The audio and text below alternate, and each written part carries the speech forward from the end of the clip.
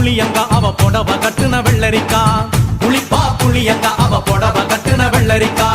பார்த்தா பாவக்காயிலம் பருவத்தில கொசாக்கா பார்த்தா பாவக்காயிலம் பருவத்தில கொசாக்கா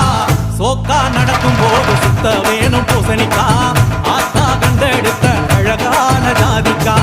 புளிப்பா புளியங்க அவ புடவ கட்டுன வெள்ளரிக்கா புளிப்பா புளியங்க அவ புடவ கட்டுன வெள்ளரிக்கா